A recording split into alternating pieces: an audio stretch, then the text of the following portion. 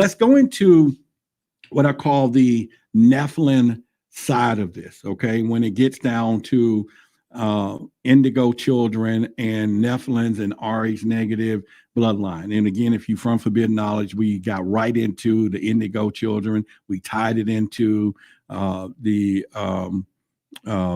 RH negative, and now we're going to tie some of this more into the bloodlines and maybe how it relates to RH negative.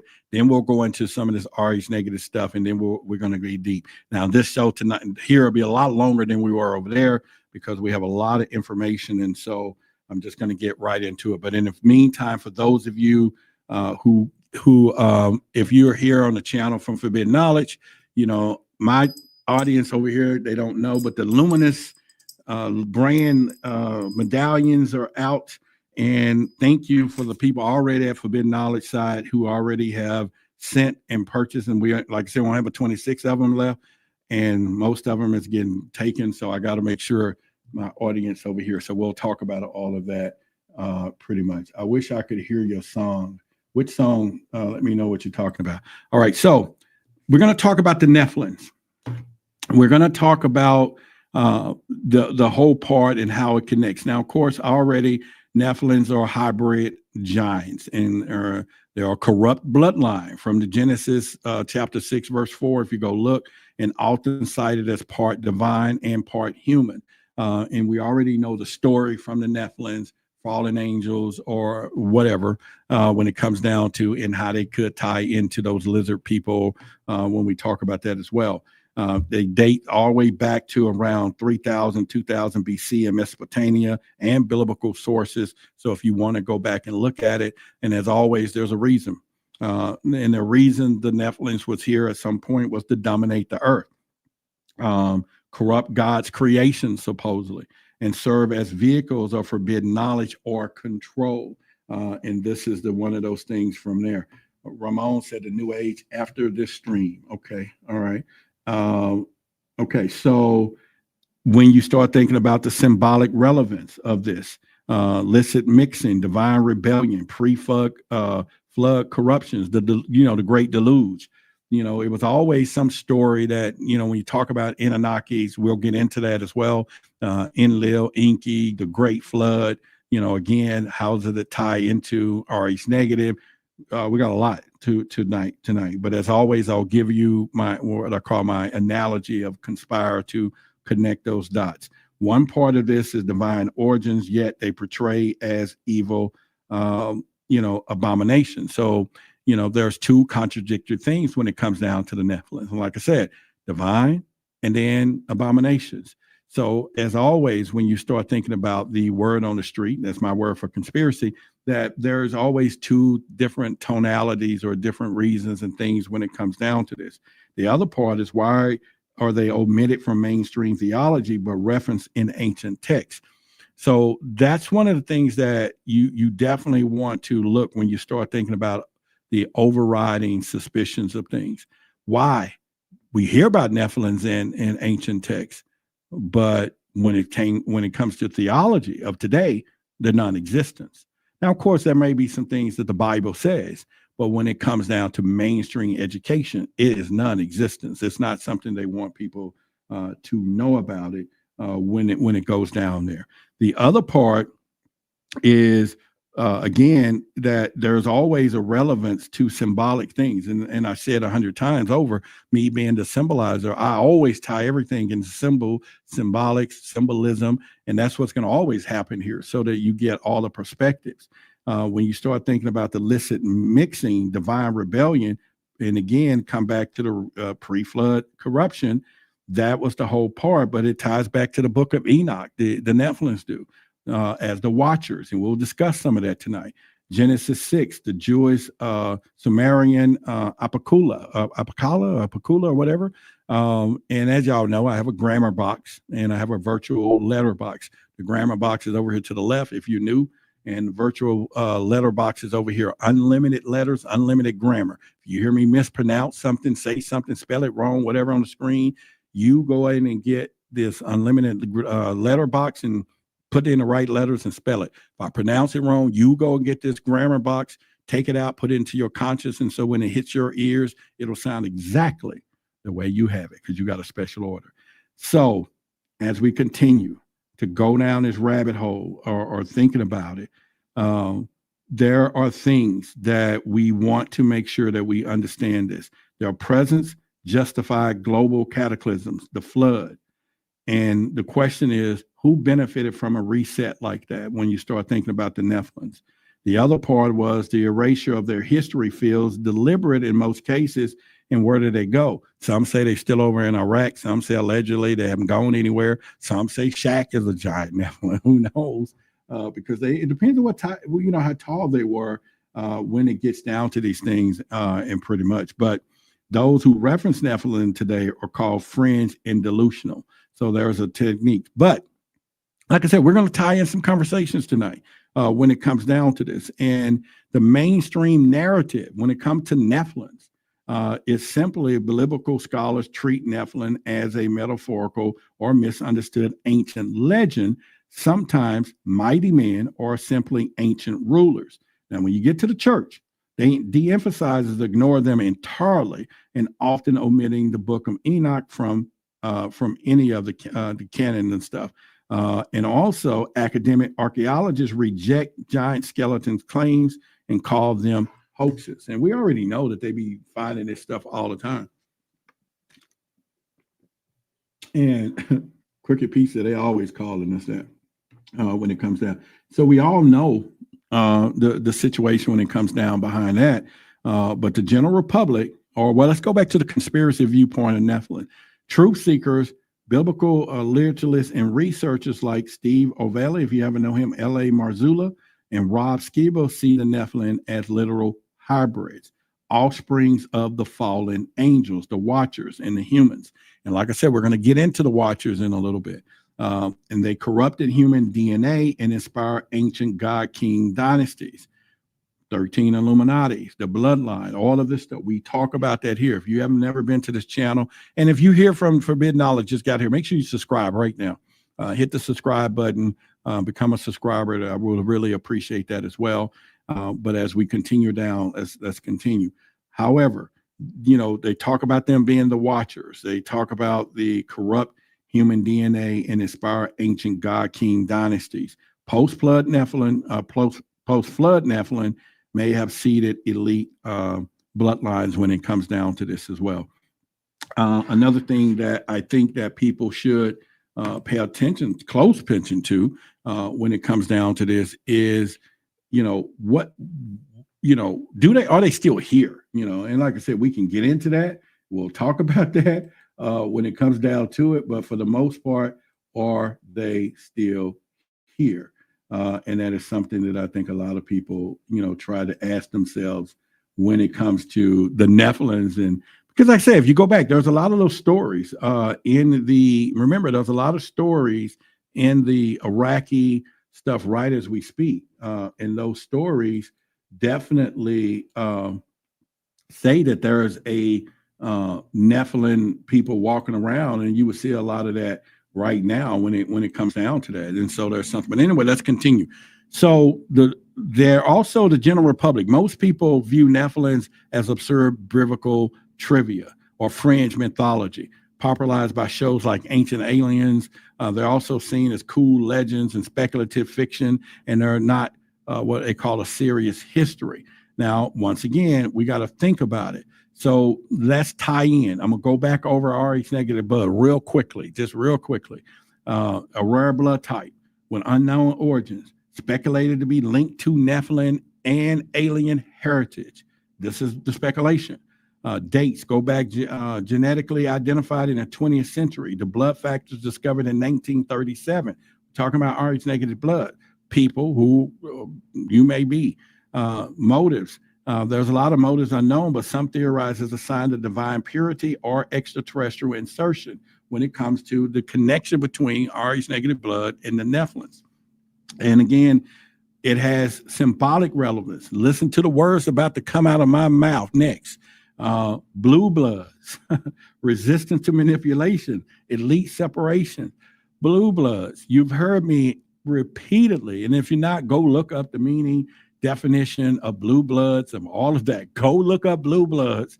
Even when you see Hova say he's rolling with the blue bloods, I'm just throwing it out there, and I got to be careful because sometimes my stuff here gets all hacked. They don't like me to tell y'all certain shit on the iced tea, but just go look it up. So we're going to take that back, and blue bloods go all the way back to the 13 people, goes all the way back to those people that shifts around their looks. Yeah, I'm speaking very off tone tonight, but y'all know who I'm talking about, and they have those eyes and stuff.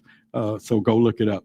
However, they have methodical ties. We're talking ties to the Grail lineages, all right? The Holy Grail lineages, the Merovingian bloodlines, Atlantean survivors in the reptilian DNA. Now, if you're talking about going back to Da Vinci Code, the movie, where did he take that bloodline? All the way back. He took it way back when it comes down to it, and pretty much. And so this is something, again, so we tied in a while ago about indigo children. I'll double back on that tonight for those of you who didn't watch where we were just a few minutes ago. And keep in mind, I'm going to start doing this trend Tuesdays and Thursdays anyway. So Tuesdays we'll be over there. We'll just fly right over here afterwards. And then on Thursday, y'all know we here. Then we go into our uncensored area right after that, man. And we're going to go back to some deep stuff. But let me break down the conspire analogy when it comes down to the Aries negative bloodline. They said to be random on one hand, yet associated with ancient royal lines. So those are the two stories. And of course, people can't figure out why there's no clear evolutionary origin. That's important. And if they are trying to allegedly hide anything, and it does tie into Nephilim or any of these other, then the answer is there. This is why they're going to talk and won't know or won't release where the Aries negative bloodline, because if all of us was here, we're part, everybody's a descendant of something, somewhere. We already know most of all allegedly that the presidents out there are all related when it comes down to it. And so imagine how deep in the rabbit hole continues to go when it goes down to this. So that is not like something we're not familiar with when it comes down to it. So I think there's something that we can think about. Another part of this is there is something, or could be wrong with this picture, and that is the aggressive dismissal by science feels like it is done on purpose. Scientific community aggressively talk about the Nephilim stuff and how it doesn't exist. It's not real. It's some anomaly. Giants didn't exist, and yet, so you have the religious side, okay? Then you have the conscious side. Then you have the scientific community, mainstream. There is a whole ball of wax when it comes down to the Nephilim and how this thing and where we can see this and pretty much from there. And it's something from there. But anyway, for the truth seekers, y'all can see real quick, and I'll talk about this in a minute, but I am wearing the Luminous. This is for our loyal folks, man, the Luminous medallion. I'm wearing mine, and we're going to get into that in a little bit. I had 26 of them over at Forbidden Knowledge. They got a few of them already. So we got a few left. Let's continue. Let me pop my little finger here. All right. So when you talk about mainstream, once again, Aries negative is considered a recessive trait. And especially when it gets down to medical relevance. Okay. You're talking hematologic disease, they call it sometimes, or try to connect. Its origin is labeled unknown. I've said it repeatedly, genetic anomaly with no spiritual or historical relevance. Let me say that again. They say that Aries negative blood. Now, of course, we can talk about the Holy Grail, the Christ line, all of the stuff. We can talk about the Illuminatis. We can talk about the original bloodlines. You can talk about all of these things. But it comes down to the Aries negative. They just say, well, there's no spiritual or historical relevance. Like it was like no reason. It was just a mistake. It's just sitting here. Nobody cares. All right. And again, when it comes down to how we see it, the purpose of Aries negative blood is non-human. It's linked to the Nephilims, possibly aliens, a divine seed line. It's resistant to hybridization, possibly explaining the ancient bloodline obsession in modern genetics or gene manipulations, allegedly that they're doing. There's just so many things out there And it is something that you want to pay a close attention to when it comes to this. And I think it's just something that, it wakes you up enough. But anyway, when you talk about the general public, they're just curious. There's a lot of curiosity on TikTok, YouTube, of course, here, but mostly treated as pseudoscience. Like there's just some quirky stuff. They'll show some quick reels or whatever, and some limited to just cool, but still it's insignificant or it's not significant enough. And yet it's hiding in plain sight. No, it's here. There are certain things that people are saying, hey, let's not share this.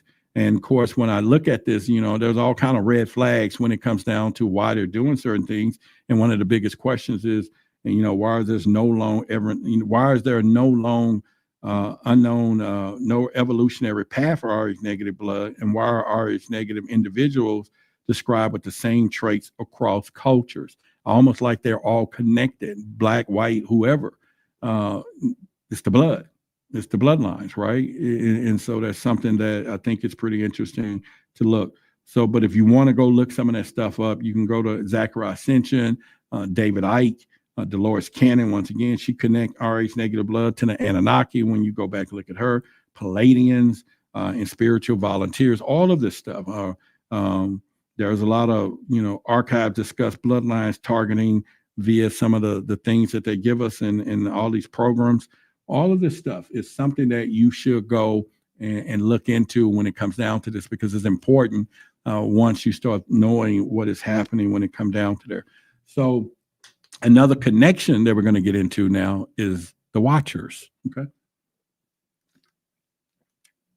We're going to get into the Watchers and the Watchers / Anunnaki. All right. Supposedly extraterrestrial or celestial beings who genetically altered humans and then made it with them, which how these giants got here. If you remember the stories, we'll look it up. And then, of course, the hybrids. And it's not too far-fetched to think that this couldn't have happened, because according to a lot of people, we've been genetically modified 60 plus times. And I'm not getting into the Anunnaki story, but you can go into the deepness of it, Inky, Enlil, and all other things. And of course, even in their stories or historic stories, there was some type of Neanderthal man that was already here when they said we need to create this slave race or master race. And then, of course, one of them said, hey, you know what? They're getting too smart. Tower of Babel, all of the stories that you want to look into. The dates cite back to Sumerian texts, back to 4000 BCE. If you go back and look at that, and of course, they had a motive when they started messing with the DNA, and that was to control. Mining for gold was a theory that a lot of people said it was happening. And then, of course, most importantly was DNA manipulation, which now leads us to why we're having this conversation about Nephilim, indigo children, as we begin over the forbidden knowledge, all the way to Rh negative. All of this stuff is connected, and as we're discussing tonight. But it takes you back to the methodical ties, though. You're talking about Sumerian gods when you go look at that. The Book of Enoch, Watchers, as I said before, and the gods of Egypt, Mesoamerica, all of this stuff, it still ties back into Star Clyde said we are rebels, and pretty much. And I'm just looking in the chat. Body Electric Supplement say great topic. Make sure you all subscribe. Yes, make sure everybody subscribe. Please do. And we'll continue down the road. There's a lot of contradictory, though, when it comes to the Watchers and the Anunnaki. Some call them gods, but act like tyrants or genetic engineers. You get what I'm saying? God's supposed to be merciful or a just God. And so you have this side of the story that the Anunnaki, the Watchers, are gods, which goes back to Genesis chapter 12, verse 126. Let's make man in our image and the likenesses of ourselves. Now, I was strictly told, I was talking about that this weekend with a young man at the gym. And, he was the trainer and he just told me I was, in so many words that I may not be correct about it. I mean, we didn't have no rumble in the jungle about nothing, but he just told me, hey, the meaning is this.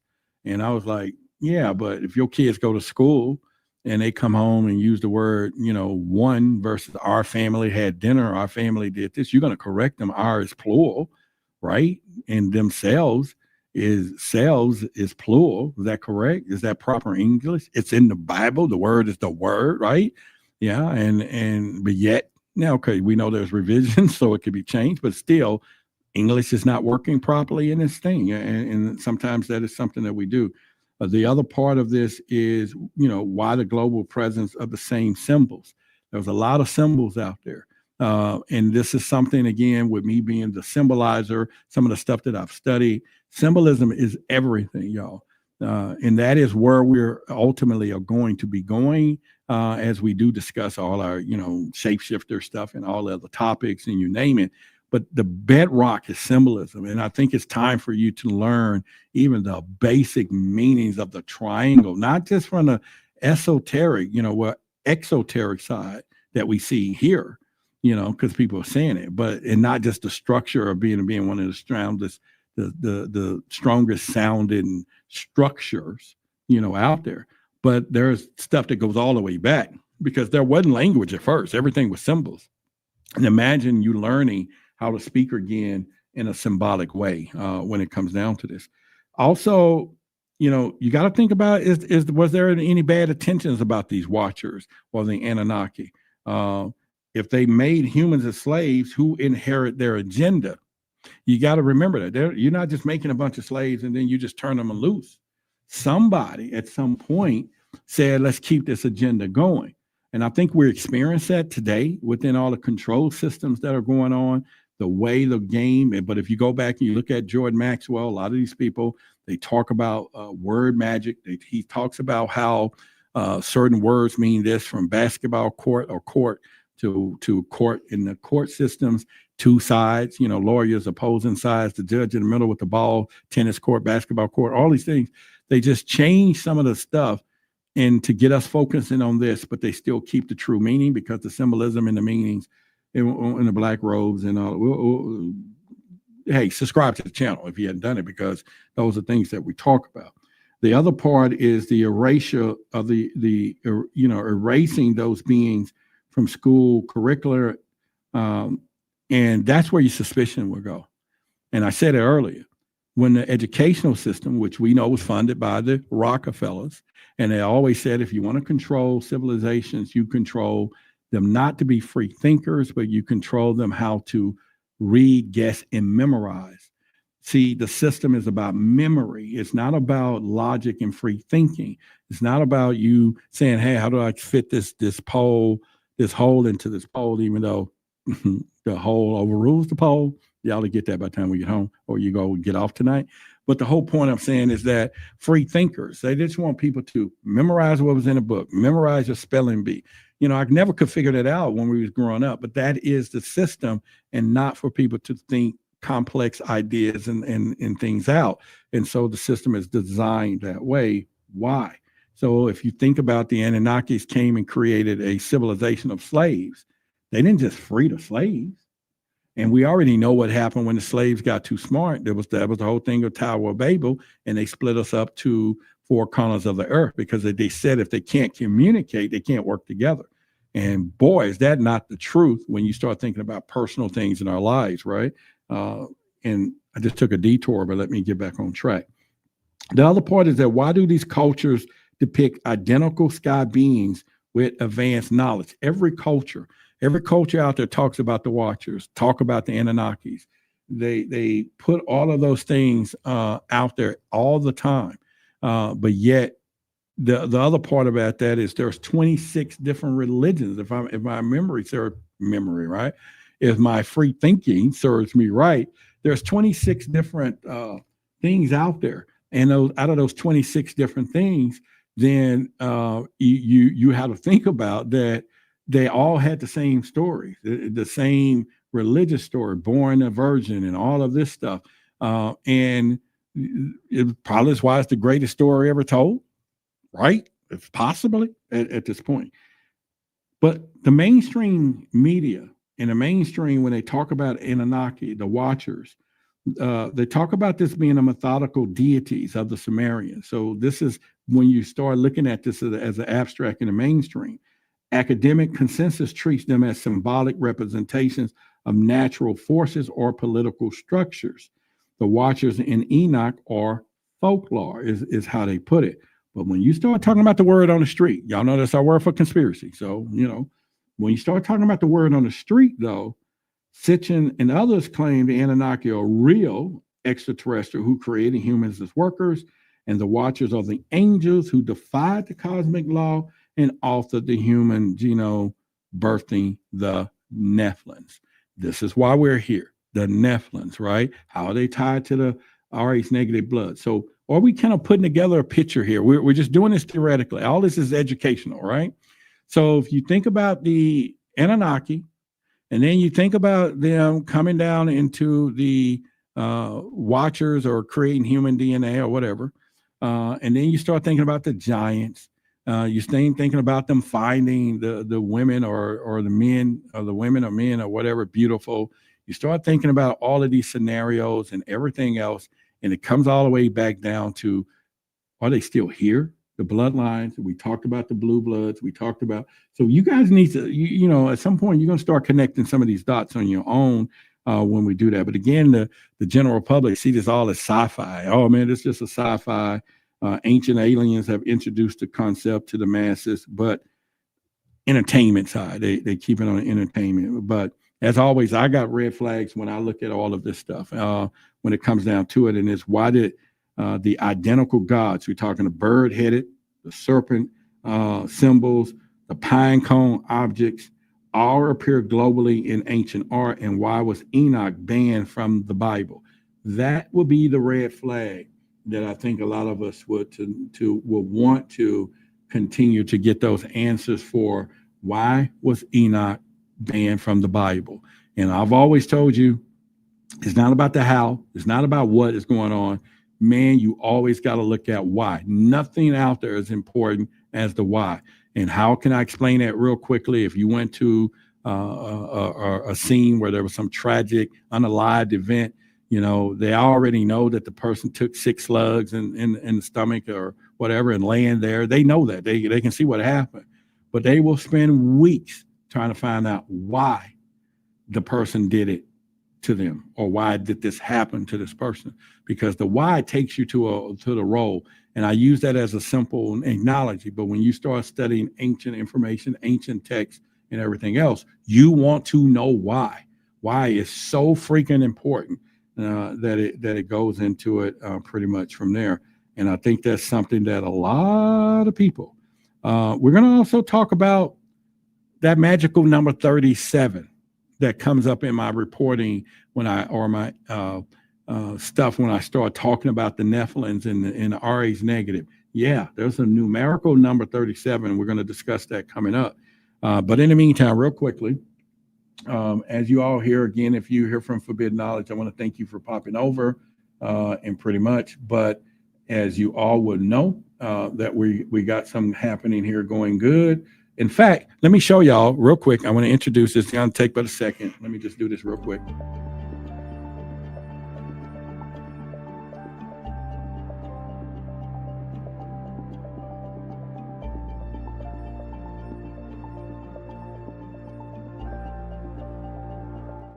So for our loyal people, man, I have 20. Well, I don't have 26. I did Forbidden Knowledge a while ago, so a few people. But this is the medallion. And I know a lot of people, and this thing is not little, it's the Luminous. And to give you a quick education for people to be talking about, he's using the owl and understanding what we're talking about real quickly. Here's why I have this. Luminous is more than a symbol. It's a bond. It marks you as one who sees in the dark, who hears what others ignore. Always follow the truth, even when it's hidden. You don't wear it for fashion. You're not going to wear this for fashion. You wear it because you will remember who you are. You're now initiated. You watch by none, but you're watching all. You have to understand. I understood this and understand that symbols can be used all across the board. We're going to be discussing that someday in the future. And I had 26. We're down some now. This is how you get one. I haven't put them on the website. They're rediscovering, but I'm going to do this. look, you cash out right there, 45 in the notes. You put your number and your name. It's going to cover shipping. It's going to cover. But what's going to come with this is I'm going to call you personally, not only to thank you, and I'm going to call you from my personal cell phone, and I ain't going to be hiding anything.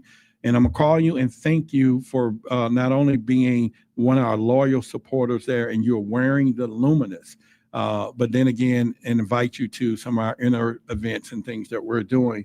But at the same time. So again, I had 26. We did sell a few of them. You cash out, put your name and number, and I will call you. If you're up tonight, I'll try to text first, and then I'll call tomorrow, get your address, and I will mail these out. The shipping is included. So hopefully, again, that you decide that you will wear the brand. And again, it comes with this little chain, but you can probably upgrade that, but it's dependent.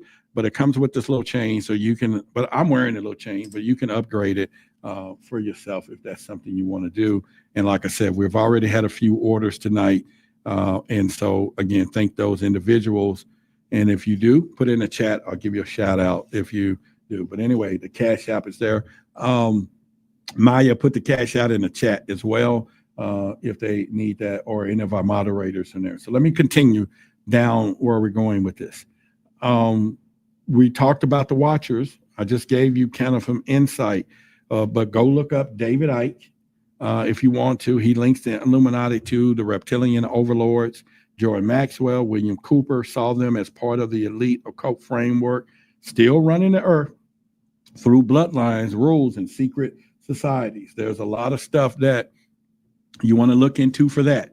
They talk about it all the time, and we talk about it all the time. And so there's things that we'll be doing. Again, if you haven't subscribe to the channel. If you're new from Forbidden Knowledge, or you're watching us tonight, let's put your name and say, I'm from Forbidden Knowledge, I'm new, or whatever. And of course, the audience will give you a shout out as well. So we'll do that. So let's move into what I call the mainstream science before we get down to the number 37, which I think is very significant. We'll be doing that next. When it comes down to this Nephilim and all of this stuff, when it comes down to this. One thing in particular is that the mainstream science want you to know they are the enforcers, so that you can understand where we're going. They're an enforcer of accepted genetics and anthropology, and the gatekeeper of the narrative. They make sure they know the truth, they find the truth, they understand it, but they're going to gatekeep this thing. Because we all know that some information people just don't need to know. And if they knew, then there could be one of those things to kind of go from there. So I think that's something that we should look at and truly try to understand when it comes to this. They go back to modern formation in the 18th and 20th century when the science started discovering this Anunnaki stuff. They always try to uphold evolutionary theory. Of course, we evolved from apes, supposedly. Then, of course, all of us came from two people, Adam and Eve. Whoa, anyway, that's a whole nother story. But when you start thinking about the symbolic side, you got to look at them as the white lab coats, right? They all, when it comes down to, or the priesthood of the material world. So you got to have the spiritual side, but that's how they want to do it. They're already preaching evolution. They're always preaching all of these things. Yeah, Marduk and all this stuff. And they do not want the truth in their ties to come out. But they do have methodical, logical ties, though. They aligns with the archonic suppression of spiritual truth in the Gnostic thought when you start thinking about the scientific side. But when I take them down a rabbit hole of my conspire tags, in that acronym of that, they always, on the contradictory side, it claims objectively, but they also attack dissenting voices. So they always say, oh, yeah, we're scientific. We just want to look at the facts. But there's just certain things over here. No, we don't want to look at that. And that's something that they do on purpose when it comes down to this. The other part of them always why they want to destroy inconvenient finds, like, giant skeletons and skulls. Every time they find these kind of things, they dismiss it. They try to get rid of it. They hide it. They bury it. It's all kind of things. And it's like, why would people, the question is, why would they go through so much effort to something that they're claiming that is not even up to par, is not even true or whatever. So that makes you go, when you start thinking about how mainstream treats the Nephilim stories, when it connects to the giants, when it connects all the way back to the Anunnaki. And like I said, we know where that goes. And I've said it many times, and it's where a lot of people get disconnected when they start going through the reptilian side of stuff when we talk about those things. The other part is, there's always, nefarious stuff. You have to look at it when you look at any of them. So when I look at from the mainstream side of the scientific stuff, then you just, they protect the funding, ideology. And it's always academic control. Anybody who starts speaking out of their narrative, they don't like that. It's not just something that they want, because then he's not scientific anymore if he start believing in proof, right? And so that's always weird when you see those things, and you pretty much wonder from there. But again, the anomalies are ridiculed instead of investigated. That tells you right there that there's issues that we should be talking about when it comes down to the Nephilim, indigo children that we just led in from, Rh negative blood, the Watchers. Although there's different sides of all this, but why is the truth at this point is always done. So I think at this point we have to look at, because they always looking at how new data is discarded, and it's almost like they can't stop it, and they contradict Darwinism and all those theories and everything else. But once again, science progresses through peer review, evidence, and rationality. When the science look at this stuff, conspiracy theories are seen irrational and anti-science, and that's not true. I don't think a lot of people that are conspiracy theorists, or the word on the street folks, is what I call it, are against scientific stuff. Because in fact, we try to, and I could be told I was one. You try to add that part of your data thoughts. You're not an anomaly, but your decision stuff. And this is what they don't do. We'll take the conspiracies, we'll take all those things and put that into the one pot and say, okay, if it walks like a duck, look like a fucking duck, it may be a duck, right? They won't do that. It's walk like a duck, look like a duck, but because it didn't come out of the water, it's not a duck. So they don't go that, with what is right there in their faces. And it's something that we have to think about, because once again, Rh negative theories are pseudoscience to them. Nephilim, Anunnaki, or ancient aliens are not real when it comes down to scientific community. And this is probably why we have this separation in the mainstream public, right? And most people trust the science implicitly, and they see fringe claims as conspiracy as nonsense, unless something personal challenge that. And that's how you hear people say, oh, I'm from Missouri, to show me state or whatever. I got to be that. So these are things that we would have to look at in pretty much. BB Nick says some Nephilim are under Colorado Airport. Yes, I hear you. Mara says, hello, everyone. And I'm seeking single child. Okay. I didn't really understand it, but I was reading it. So I think those are things that you want to look at. But when you start thinking about the word on the street, Main Street science is a controlled narrative, and it protects the status quo. It has the truth, history, and denies spiritual and extraterrestrial involvement in humanity's past. Real researchers are silenced and most often sometimes attacked for their viewpoints. And that happens a lot when it comes down to this. And, one of the things I think we should meet would be somebody who was a former science person who then become a conspiracy theorist or a word on the street person because of what they discovered, because of what they found out.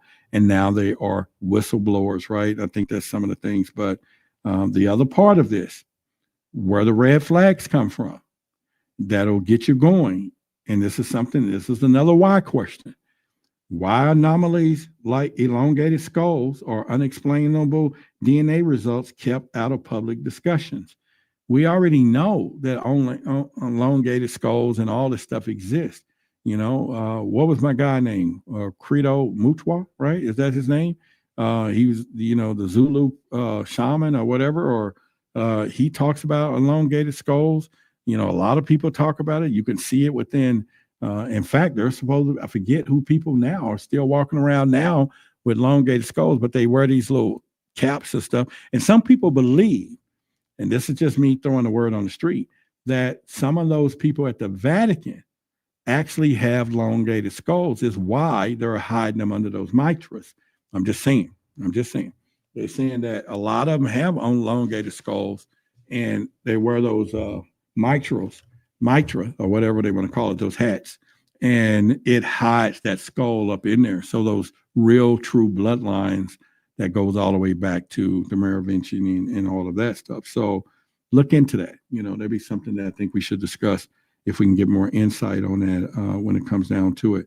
Also, so is why is always the missing link, and it's always missing. So if you start thinking about, going on the web, Google websites, whistleblowers from the government, Project Camelot, I've said it before. It describes the scientific cover-ups all the time. Black budget programs, you're talking about the Vatican archives, Smithsonian artifacts disappearance or key puzzle to the pieces. And a lot of this stuff happens all the time and when it gets down to this. And I think it's really deep from there. Another thing, like I said, we're going to get into is that number 37. That is something that I think we should talk about. And then after that, we're going to get into the part of RH negative, bloodline, and some of the ways that a lot of them are connected. And you're talking through alien races, eye colors, human hybridization programs, and that'll take us down to where we're going when we do that. And we can do all of that when it comes down to it. So let's get into the number 37. And how did it pop up in this research when it started talking about the Nephilims, RH negative, indigo children? And supposedly it's a hidden numerical key embedded in reality, potentially linked to DNA coding, cosmic math, and metaphysical architecture. This is the 37 and what they talk about from there. Supposedly it operates as a universal constant of esoteric signature pointing toward a divine intelligence design, perhaps an answer hidden in plain sight. And this is deep. We're just going to scratch on the surface. I think we need to do a whole show on this, but I'm just going to scratch on it a little bit for you. It's got a symbolic relevance. 37 is a prime number. It's the numerical base of the sacred math. 3 plus 7 plus 10 equals completeness. 3, 7 equals 10. So you're talking about completeness. That's supposedly the relevance of symbolic nature when it comes down to the number 37. When it comes down, reoccurs in digital coding. You're talking Hebrew, gematria, and in human biopatterns. When they start talking about it, it has ties to the Pythagorean. I think is it Pythagoreanism? Something like that. Anyway, that's numerology in divine order. Use the grammar box. I told y'all about that. You're talking about the Kabbalah, which 37 is a number of the heart or the cosmic breath. When it comes down to this, it also had hidden layers of the creation. When it comes down to the 37, when you do this. Now, again, I'm going to put my conspire lens on, and we're going to go through some of these things about the number 37, because number one, and you start looking at the contradictory side of this, they talk about why 42 in a hitchhiker's guide, but 37 is here. They say that, right? And if everything is math, why is 37 largely ignored in mainstream numerology, and its appearance in biological and atomic and digital systems contradict its perceived randomness? A lot of 37, they just kind of don't talk about that a lot, period, when it comes down to this. And I think it's something to look at it. When you start thinking about there's always overriding suspicion when it comes down to 37, because it's part of a code suppressed, diverted by dominant paradigms. And why does no one talk about it? As if it underpins the genetic code in prime sequencing. So do some homework on that, especially our researchers and everyone else, so that we can continue. Sam says good night. Good night to you, Sam. Peach is leaving too. Y'all saying, Peach says she's leaving. Okay. All right. Good night, Crooked Peach. All right. So we can definitely go there, and pretty much we're talking about, could something be wrong with this picture? Absolutely. When it comes in, too many anomalies. Why does 37 appear, in our mitochondrial DNA codes, digital signature processing, and geometric symmetry? And I don't think that's a coincidence. I always tell people coincidence is God's way of being anonymous. When you start thinking about it, from that point, we're talking about persecuted victims. When I look at my conspire chart, there's always victims. When you start trying to look at the conspiracy side of these things, anyone claiming sacred geometry, especially linking to divine design, and it's cast pseudoscience intellectually, they're considered cultists, fringe, legitimate questions are ridiculed. They're not investigated.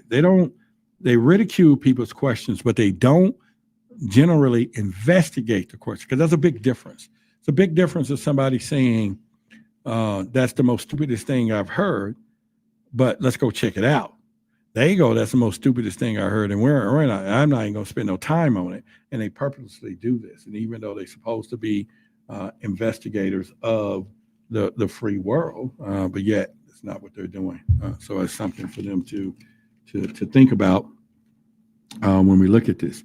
But when you start talking about evidence in the academic institutions, they don't care that 37s shows up repeatedly in the blueprint of life. It's everywhere. And evidence is just brushed off unless it aligns with some of their materialism, right? But they see it, but they don't want to see it. It's kind of one of those things, and I think that's kind of funny when people are doing that. So when you start going back to the mainstream when it comes to 37, according to conventional math, it's just a prime number. It's part of the number system with no specific significance beyond occasional coincidence. The symbolic or mystical elevation of numbers like 37 is considered numerology and not science. And any appearance of 37 in biology or in our DNAs is just random, is irrelevant. No pattern officially is acknowledged. That's just how mainstream treats number 37. And you got to remember, we have words and numbers. Everything, gematria and all that stuff tells a lot when we get down to a lot of this stuff, especially when you talk about what's happening in this world. But the alternative viewpoint, when you talk about the word on the street, researchers says it's sacred geometry. 37 is sacred geometry, numerology, and esoteric coding that argues that 37 is a cosmic constant number, and that it's just as important as pi, or the golden ratio, when it comes to the 37. So, and I forget how many parallels they be talking about too, but again, we need to look a lot of that stuff up and go there. But in genetic coding, the 64 codons of DNA involve triplets, which in 37 surface in the base pair math when it comes to this. And it's found in atomic resonance, color spectrums, and even religious symbolism. And some believe it's a frequency key tied to the light harmonics of the conscious tuning when it comes to 37. So I think that's something that we should look at it. But as you're going to continue, don't waste your time going out trying to talk to people in the public, because most people have no awareness of 37 as a concept. And if they do, they may link it to top culture groups or random number generators of favorite digits, or the idea that 37 could explain life sounds so absurd and cultish to people that are uninitiated. This is why we talk about you being initiated with the Luminous here, right? And pretty much, And so far, let me see if anyone, but we've had people from the Forbidden Knowledge side that got a few of these. So our audience over here, which we all one community, you know, pretty much. So let's continue down that pipeline. But as always, there's red flags. And the red flags is what I want you to always focus on, because it's the why questions. And why do we ignore numerical frequencies like 37 when quantum physics now admit the reality may be digital or information based? Quantum physics is saying it now, as we're supposedly getting smarter these days, you know? And if all the frequency in math, why do scientists refuse to analyze recurring numerical patterns in biology and cosmology? And what's being protected about that? Is it because anybody's going to figure it out? Or maybe we're going to get to the truth, right? Those are things that I think is very important that we should know when it comes down to those things. And I think that's major when it comes down to it.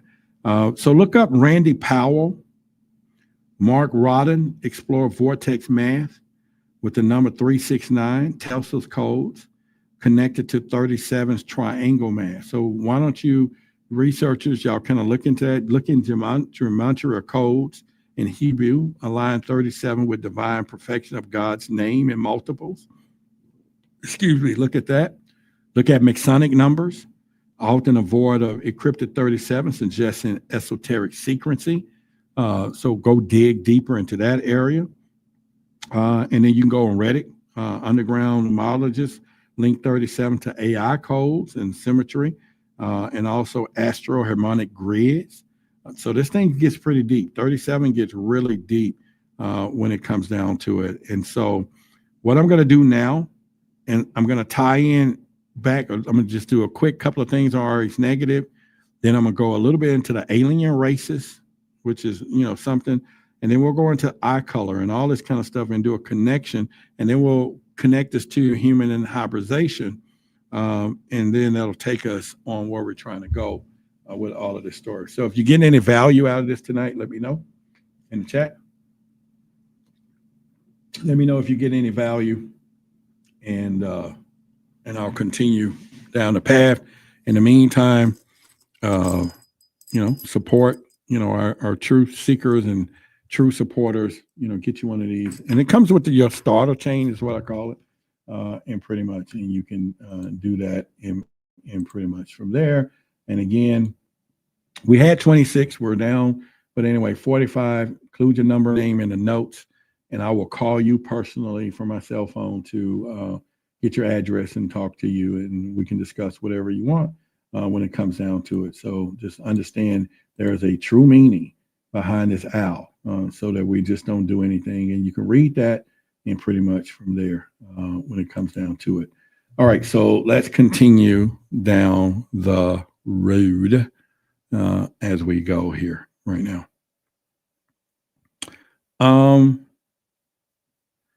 When you talk about let me put it back here. Okay.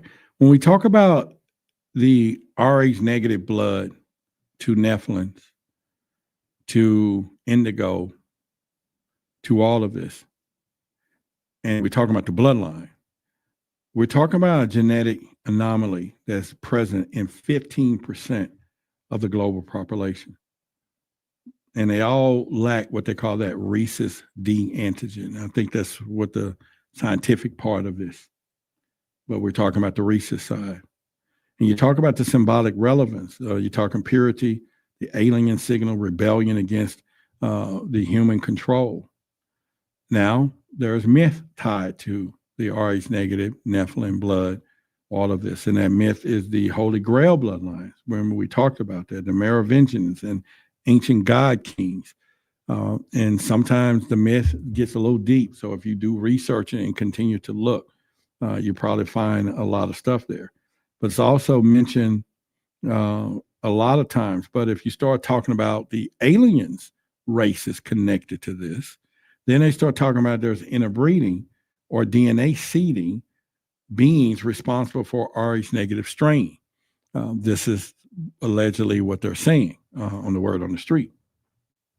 And they said that the reason they did it is because they was doing genetic engineering, evolution jump-starting or manipulation of what they call Earth-based humanity. They was like, hey, let's change all of this. So that still precedes or after the creation of God, I would assume. And of course, it goes all the way back to the Palladians. It goes back to the Nordic aliens, go back to the Anunnaki, the reptilians. All of these people are tied in when it comes down to this. And you're talking about human hybridization. And, then that moves us to those eye colors. But the human hybridization, talk about the alleged long-term project, earthly and cosmic, to modify the human genome.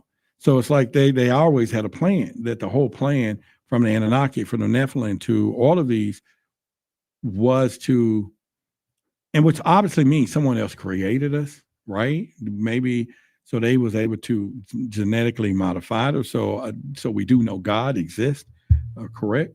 But I think they're talking about the Tower of Babel, the Nephilim experiment redux, the transhumanism bridge, which is what we're dealing with today.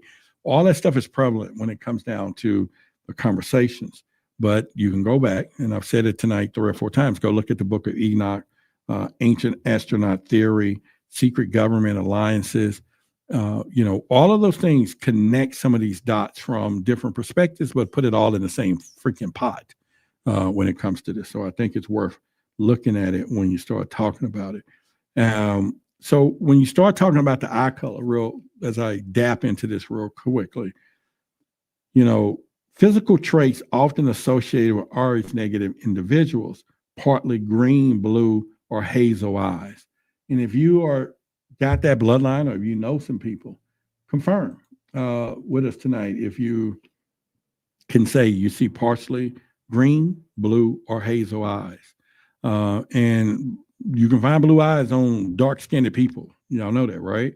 We've shown photos on that a lot before, and pretty much. And so let's go with this, and so we can say that. So another thing is that the motive's not driven by function as a visual marker but of genetic differences of vibrational frequency. So they're saying when they see these anomalies, they're not saying, okay, this is what's happening, but think about it. Starlight says, I have green eyes. Okay, there you go. We'll go from there. We'll start there. And someone else says, hazel eyes, they change color depending on my mood. Woo. All right, then. And someone said hazel eyes and have the same exact scenario. Okay. All right. We already modified DNA. Humans were always. Yeah. Okay. So, but when you start thinking about this eyes or eye colors, you want to start thinking about symbolic relevance, third eye activation, DNA resonance, visual signature of starseed origins. So it's like all this could be part of that whole part thing, and then, of course, the myth is that the green eyes equal Celtic druids. If you go back to that, blue eyes equal Atlantean survivors. If you go look at that when it comes down. And then there's, I think it's called heterochromia, which is divine anomaly. So again, green eyes equal Celtic druids, blue eyes equal Atlantean survivors. Then we had a heterochromia. Yeah, there we go. Equals divine anomaly. And so those are things that you want to kind of go back and look at and say what is really happening when it comes down. Because if you start looking at the conspiracy side of the eyes, then you would say, on one side, they're going to say, it's just a pigment variation, yet historically links to gods and bloodlines. So if we start doing the math on that, if you start thinking about the overriding suspicion is why certain eye colors overwhelmingly are Rh negative. So, the two are coming together. 2 + 1 is this. So that is something for people to think about. And then, of course, does the color mark vibrational frequency? Blood purity, there's another question because that's the nefarious side of it. Something could, what are they really up to when it comes down to this, and why do they suppress it as much as they do?